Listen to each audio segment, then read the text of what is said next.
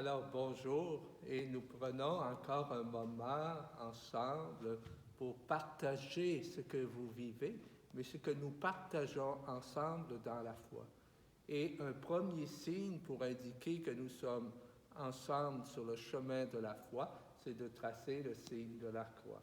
Au nom du Père et du Fils et du Saint-Esprit. Amen. Que le Seigneur ressuscité soit toujours avec vous. Et avec votre esprit. Dans cette démarche d'aujourd'hui, bien sûr que chacun de nous à la maison, nous vivons des choses différentes. Mais le Seigneur a un chemin pour chacun de nous et il nous rencontre dans ce que nous vivons.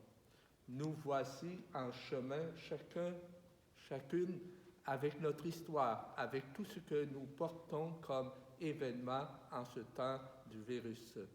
Et nous voulons confier tout cela au Seigneur, mais en chemin, nous parlons de différentes choses. Voilà que devant le tombeau aujourd'hui, j'ai voulu placer les silhouettes qui regardent le tombeau vide. Et pendant le carême, on disait grandir dans la foi avec le Seigneur. Et là, aujourd'hui, ensemble, grandir avec le ressuscité. Voilà que nous voyons le tombeau vide. Et j'aimerais faire un lien avec vous à partir de la parole d'aujourd'hui.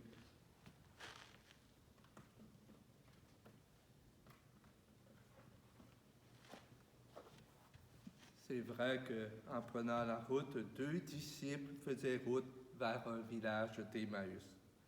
Tandis qu'ils s'entretenaient et s'interrogeaient, Jésus lui-même s'approcha et il marchait avec eux. Mais eux ne le reconnaissaient pas. Il parlait d'un événement comme nous pouvons en parler nous aussi devant le tombeau vide. Il parlait de Jésus qui avait été mort, condamné à mort par les grands prêtres, les chefs, et qui était bien sûr maintenant annoncé par des femmes qu'il était ressuscité. Mais sur leur route, il parlait de cet événement sans être nécessairement convaincus. Ils cherchaient une réponse. Ils étaient ce qu'on appelle dans l'angoisse, dans la peur. Et Jésus, quand ils s'approchèrent du village où ils se rendaient, Jésus fit semblant d'aller plus loin. Mais ils s'efforcèrent de le retenir. Reste avec nous, car le soir approche et déjà le jour baisse. Il entra donc pour rester avec eux. Et voilà qu'un geste qui est posé pour qu'ils puissent le reconnaître. Il leur ouvrit maintenant un regard spécial pour le reconnaître à la fraction du pain. Et c'est là qu'ils disent, le Seigneur est vraiment ressuscité. Il est apparu à Simon-Pierre. Et voilà qu'en route maintenant, ils découvrent sur leur chemin que Jésus leur parlait, que leur cœur était tout brûlant. Comme nous, au quotidien de la vie aussi, parfois, devant les événements de la vie. Bien sûr que nous regardons la question du virus et nous avons un regard parfois pessimiste, un regard parfois aussi rempli d'inquiétude. Mais dans la foi, nous regardons différemment. Nous savons que le Christ, Jésus ressuscité, ne nous a pas abandonnés et qu'il est avec nous. À nous de découvrir son signe de présence. Chacun de nous, en quelque part, a son signe de présence de Dieu. Les gestes que nous posons sont importants. Les gestes que nous accomplissons au nom de notre foi est un signe aussi de présence de Dieu.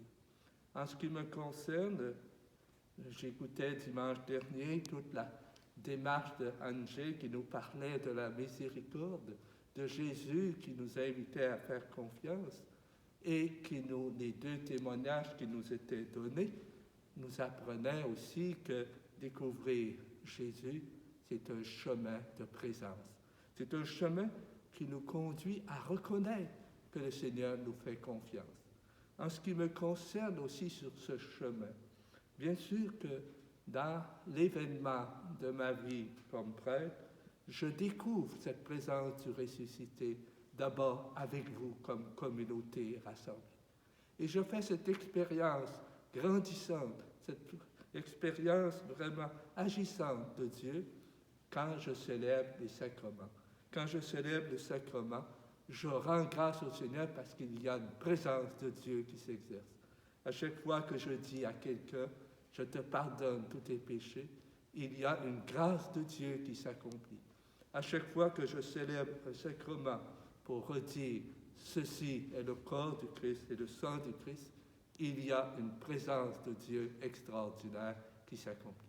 Je fais donc l'expérience, humainement parlant, tangible de cette présence de Dieu. Et je suis convaincu que chacun de vous aussi, vous faites cette expérience du Seigneur présent au cœur de votre vie. À chaque fois que vous dites à quelqu'un, je suis présent parce que je crois dans le Seigneur, que je reconnais la présence de Dieu dans cet événement, dans cette personne, Dieu redit encore une même présence, je suis là avec toi. Et sur le chemin de la peur, sur le chemin parfois qu'il m'arrive de vivre des peurs, des inquiétudes, où j'ai besoin de dire au Seigneur, Seigneur, prends bien soin de tous ceux que tu m'as confiés.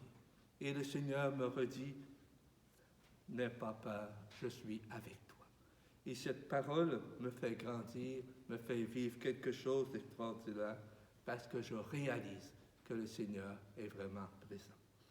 Chacun de nous, comme les disciples d'Emmaüs, regardons le Seigneur. Ne restons pas simplement à regarder le tombeau vide, parce que le tombeau vide nous met en marche, nous met en chemin.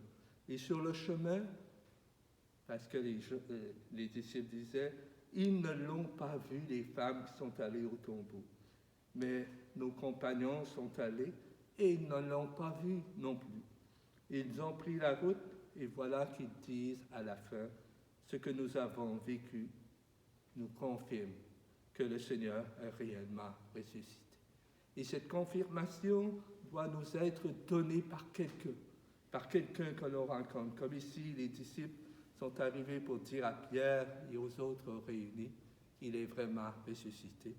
Et c'est eux autres qui lui disent, nous l'avons vu, nous aussi, nous l'avons reconnu. Il est présent, il est vivant. Voilà notre chemin, voilà ce que nous pouvons se dire ensemble. Redisons-le avec foi et confiance, le Seigneur est vraiment ressuscité. Prenons la route de la vie.